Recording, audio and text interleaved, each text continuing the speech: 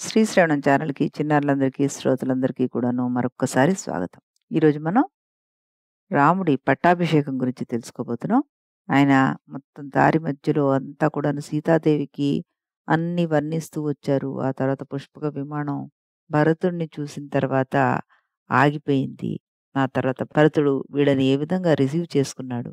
భరతుడిని చూసిన రాముడు ఏ విధంగా అతన్ని ఆలింగనం చేసుకొని తలని మూర్ఖున్నాడు అంటూ కవి చక్కగా వర్ణించారు. ఆ తర్వాత లక్ష్మణుడు భరతుడిని ఏ విధంగా కౌగిలించుకున్నాడు. సీతాదేవికి భరతుడు ఏ విధంగా ప్రణమిళ్ళాడు. సుగ్రీవ విభీషణుల్ని ఏ విధంగా పరిచయం చేశారు. ఇవన్నీ మనం తెలుసుకున్నాం. ఈరోజు శత్రుఘ్నుడు ఏర్పాటు చేసిన విడిదిలోపల రాముడు పుష్పక విమానాన్ని దిగాడు అంటూ కవి మనకి నిన్న కంక్లూడ్ చేశారు గదా! ఈరోజు మనం దాన్ని కంప్లీట్ చేద్దాం.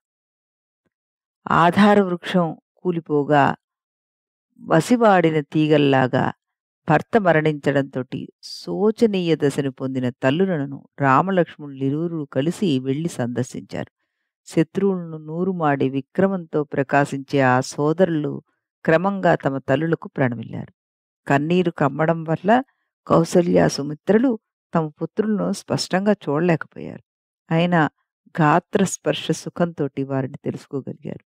వేసవిలో ఉష్ణతప్తమైన గంగా సరయూ నదుల జలాలని హిమాద్రి నుండి దిగిన సెలయేర్లు చల్లబరిచినట్లుగా దుఃఖంతో పొంగి వచ్చిన వారిని వేడినేటి కన్నీటి ఆనంద బాష్పాలు చల్లబడ్డాయి, కిందకి రాలి వారి శిరస్సులను తాకి చల్లబడ్డాయి అంటూ కవి తల్లుల ఆప్యాయతను, ఆనందాన్ని చక్కగా వర్ణించారు ఇక్కడ. ఆ తల్లులు తమ కుమారుల శరీరాలపై రక్కసుల శస్త్ర ప్రహరాల చేత ఏర్పడిన మచ్చలను పచ్చి పుండ్ల వలె దయతో తడుపుతూ క్షత్రియ వనితుల సహజంగా ఇష్టపడే వీర మాతృత్వం పట్ల వైముఖ్యాన్ని ప్రదర్శించారు. అంటే రాజకుమారుల తల్లు పిల్లలకి దెబ్బలు తగిలితే వీరమాతలాగా హర్షించాల్సింది పోయి వాళ్ళు దానికి విముఖులైపోయారట. అంటే మేము వీరమాతలం అన్నది పక్కన పెట్టండి, వాళ్ళకి ఎంత దెబ్బలు తగిలాయో అని బాధపడిపోయారట వాళ్ళు. భర్త కష్టాలకు కారణమైన దౌర్భాగ్యవతిని, నా పేరు సీత అని తన్ను తాను పేర్కొంటూ జానకి అత్తలిరువురికి సమాన భక్తితోటి నమస్కరించింది. ఈ కష్టాలన్నిటికీ కారణం నేనేనమ్మా అంటూ వాళ్ళిద్దరికీ ఆవిడ నమస్కరించిందట. బిడ్డ, నీ భర్త సోదరుడితో సహా నీ పవిత్రమైన శీలం వల్లే పెద్ద పెద్ద కష్టాలను అతిక్రమించగలిగాడమ్మా అంటూ నువ్వలా బాధపడకూడదు అంటూ అత్తలిద్దరూ కూడాను చక్కగా సత్యవాక్కులతోటి, ప్రియమైన వాక్కులతోటి ఆమెను ఊరడిస్తూ పైకి లేపారట. తర్వాత తల్లుల ఆనంద బాష్పాలతోటి అలా ప్రారంభమైన శ్రీరాముడి పట్టాభిషేకము, ఆ పైన అమాతులు కావించిన కనక కలశాలలోని పావన తీర్థ జలాల అభిషేకంతోటి సమాప్తి అయింది అన్నారు కవీంద్రులు.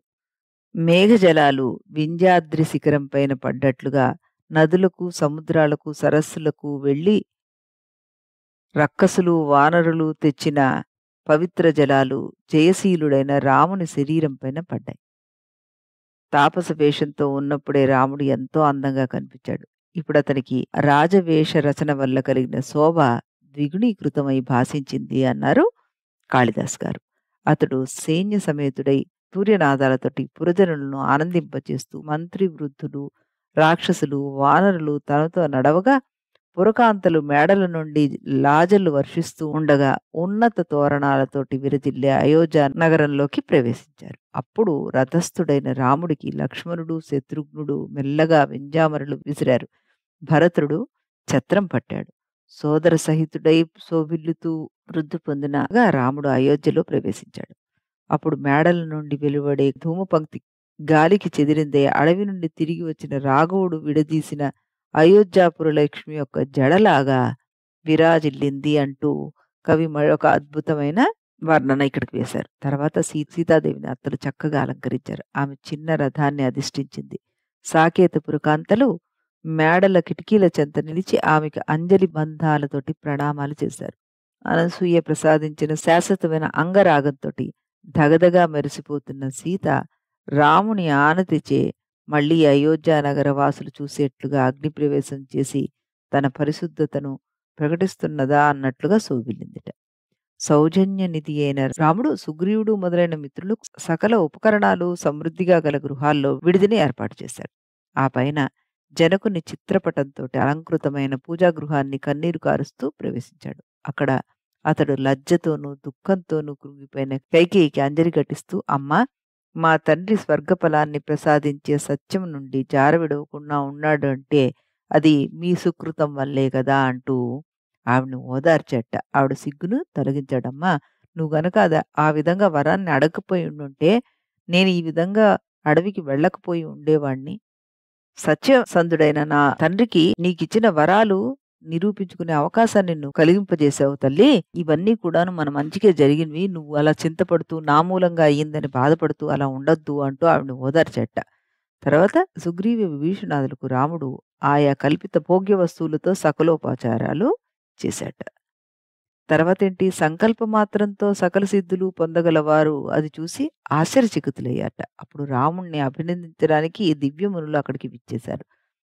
తన విక్రమానికి వన్నె కలిగించే రావణుని జన్మాధికమైన వృత్తాంతాన్ని అతడు వారి నుండి విన్నాట. రావణుడు ఏ విధంగా పుట్టాడు, ఏంటి, ఈయన విజయానికి అతను ఏ విధంగా కారకుడయ్యాడు అన్నది వారంతా చెప్పుకొచ్చారు.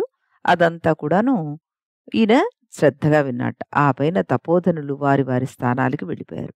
రక్షోనాథులు, కపీంద్రులు ఆనందపరవశులై సమయం తెలియక పక్షం రోజులు అక్కడే గడిపేశారట.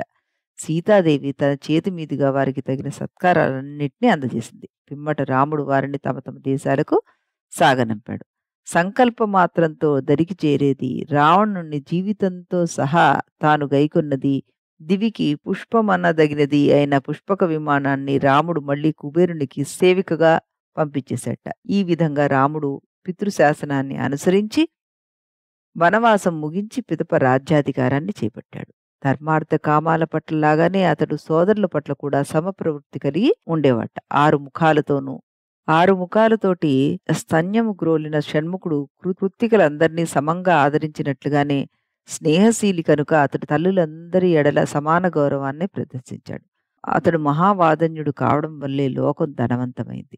అతడు విఘ్నభయం నివారించడం వల్లే లోకం క్రియావంతమైంది. అతడు నియామకుడు కావడం వల్లే లోకం పితృమంతమైంది. అతడు శోకాన్ని దూరీకరించడం వలనే అది పుత్రవంతమైంది. అతడు సమయానుసారంగా పౌర కార్యాలన్నిటినీ చక్కదిద్దాడు అంటూ కవి చక్కగా ఇక్కడ మనకి వర్ణించి చెప్పారనమాట. తర్వాత ఇంకా ఏం చెప్తున్నారు, సీతాదేవికి గర్భాధారణ జరిగింది అన్న విషయాన్ని చెప్పి, విషయం గ్రహించిన రాముడు ఆనందపరవశుడయ్యాడని చెప్పి, రాఘవుడు ఆవిడ కోరిక తీరుస్తానని మాటిచ్చాడు. ఏం కోరిక? నాకు వనంలో విహరించాలి అనింది అన్న కోరికని.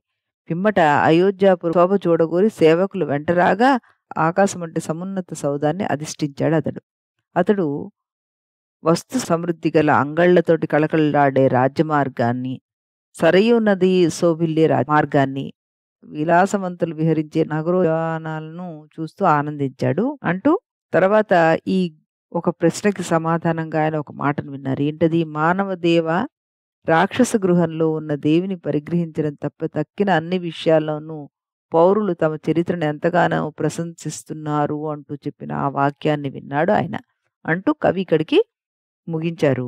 రేపు మనకి సీతా పరిత్యాగాన్ని గురించి చెప్పబోతున్నారు ఆయన. అది మనం తెలుసుకుందాం. అంతవరకు సెలవు.